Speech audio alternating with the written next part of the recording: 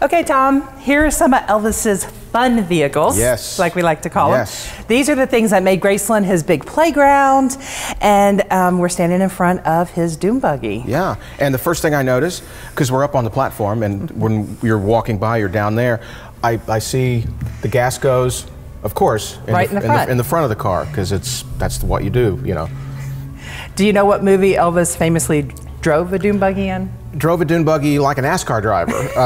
Live a little, love a little. Yes. I mean, you watch that movie and you wonder how in the world did he stay in that vehicle, because he hit some sand dunes in that thing. Yes, he does. He put the dune in dune buggy. Well, this dune buggy, what is unique about it is that we actually have the check for when Elvis purchased it in the late 60s. And he bought it out in California. Yep.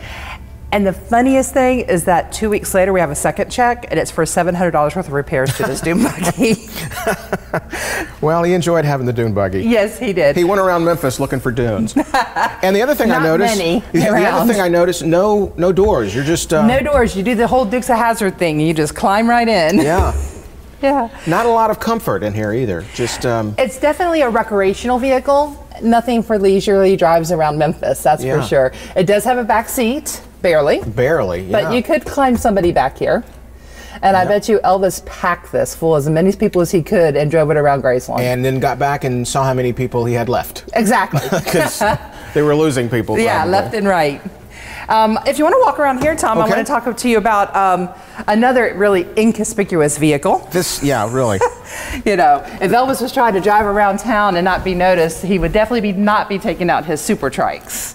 This is amazing. This is just, it's hard to think of this as a motorcycle hybrid. It looks like from here it's a car. If you looked at it has a trunk and everything. Yeah, exactly. You know, I mean, so yeah, this is one of 3 super trikes that Elvis had custom made right here in Memphis at a shop off Lamar Avenue. Oh, wow.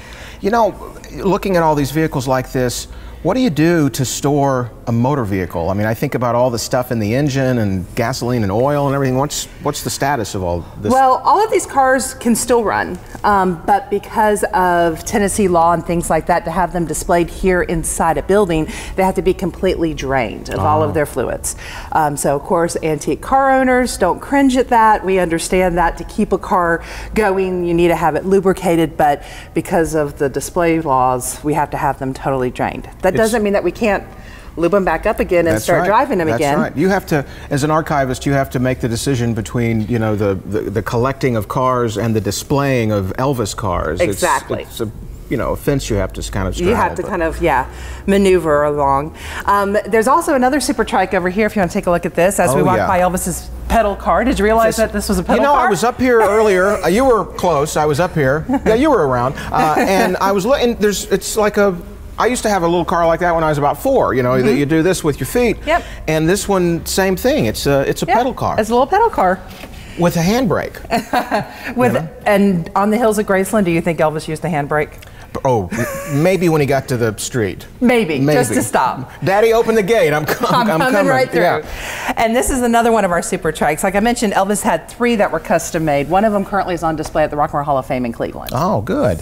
So glad to know Elvis is up there. He should be. Yes, Elvis is represented in all the major music Hall of Fames, as you probably have seen as you go around. That's right. Yeah. So this is a 3rd. Love this, and I love these little foot holders for your passenger. For the person that is brave enough to sit behind Elvis as he's driving this down Elvis Presley Boulevard. And looking at it too, this is one of those kind of easy rider. You're like doing this. Yeah. You're relaxed. You're kicking back. Yeah.